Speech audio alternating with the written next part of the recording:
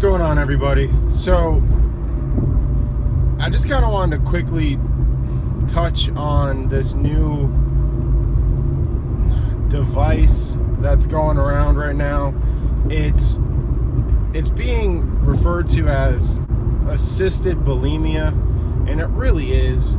So it's this device that is two parts. One is it's a surgical implant where you go into surgery, you get a tube fed through your mouth that goes into your stomach, and then through a hole in your stomach is then fed to a valve on the outside of your body. And then what you do with this valve is you hook up this machine to it, and you can flush out your stomach after you eat. This is such an aggravating device, okay? So basically what you do is 30 minutes after you eat, you flush out some of the contents of your stomach to reduce the amount of calories that you've taken in.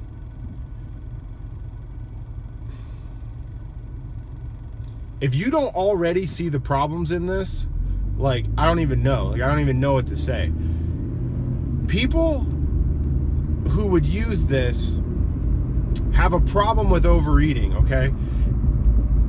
So you're gonna have a doctor surgically implant a tube into you so that you can flush out what you shouldn't have been eating anyways.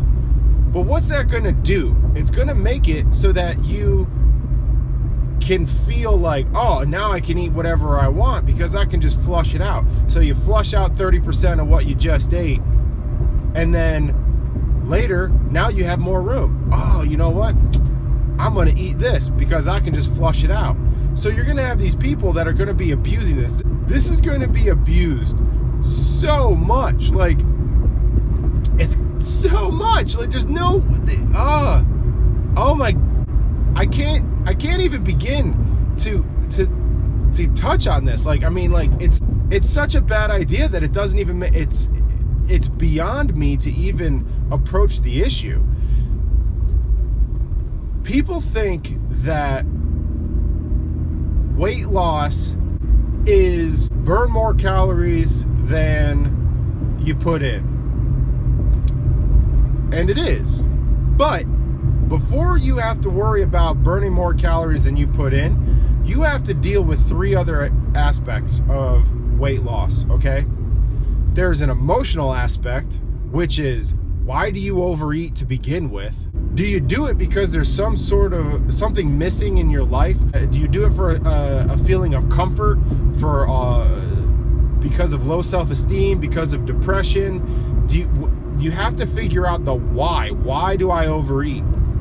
Is it just because of the sheer love of food? Well, maybe. But then that goes into aspect number two. Habit. When you're overweight, you eat. And that's what makes you overweight, okay?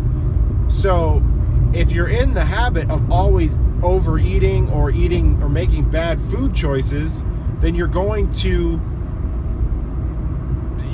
continue doing that, right? So even if you have a pump that pumps out 30% of the food that you eat, if you're still eating terrible food, you're just gonna keep eating terrible food.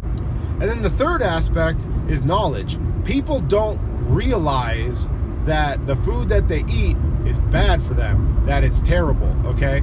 Some people do, and they just don't care. Some people have this excuse of, oh, I can just never give up X, Y, or Z.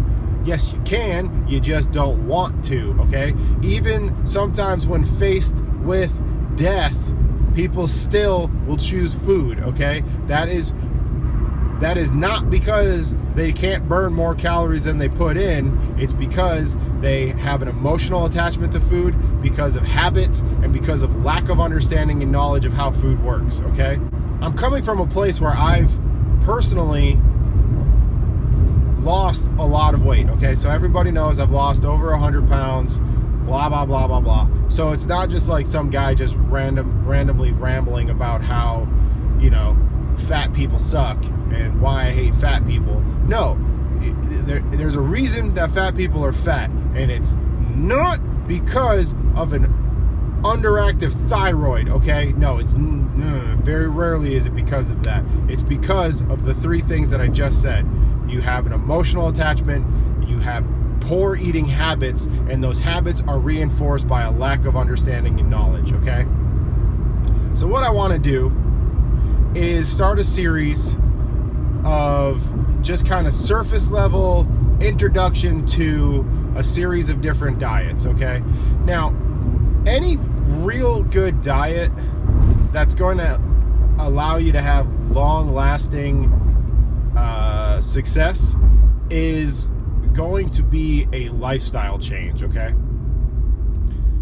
So, and with any lifestyle, it's something that kind of has to be reinforced on a very regular basis, and I will provide that for some diets because it's the diet that I use. And by diet, I mean the way that somebody eats over a long period of time, not in like a crash diet kind of way. I'm not suggesting that. I'm just using the word diet to mean the way somebody eats. That's it. But there's a way that I eat, so I'll be talking about those more frequently throughout, making videos. But I kind of want to give like a kind of a basic overview of a number of other options and a number of other weight loss trends and lifestyles. But I'll tell you right now, going back to what I was saying originally about this assisted bulimia, surgery is not the answer, okay? You'll see all these stupid statistics about how people fail at dieting. And the reason is because they're not addressing the real issues. You'll see on a lot of weight loss programs that are like, Biggest Loser or Extreme Weight Loss. When you see shows like this, there's a point where the trainer breaks down their client, whatever you want to call them. What they do is they push them to the emotional breaking point, and they do it on purpose. There's a reason for it. It's not just because personal trainers are a bunch of jerks. It's because personal trainers understand that a good personal trainer understands that there's more to it than just exercise, okay? You can lose a bunch of weight just by having the proper diet. It's not necessarily because you have to be working out all the time. If you want, you can be lazy and be skinny. It's not unheard of. You can be whatever weight you want to be with as little or as much activity as you want in your life. But a good personal trainer takes somebody and breaks them down emotionally to find out what got them to that place to begin with. Why this person is so overweight. What is it that pushes them towards food, So there's a reason for that. Because they know that the real root is more than just what, because they're lazy and they want to eat a lot. That's not the issue.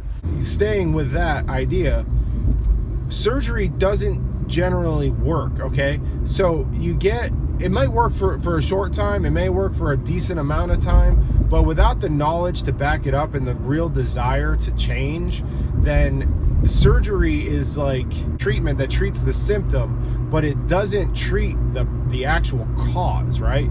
So you do something like lap band or gastric bypass or this stomach pump or whatever, and diet pills even. You use these because you're trying to treat the symptom, but you're not treating the actual problem, the cause of all of it.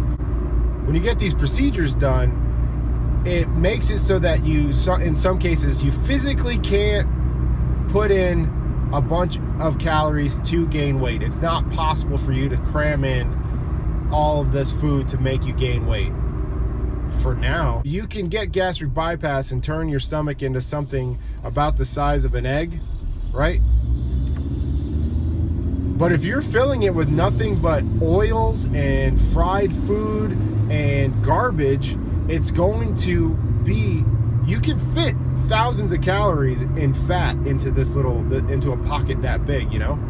I'm always here to try to help people, and I'm going to start a series that tackles some of these diet issues, eating disorders, whatever, just a bunch of topics to these.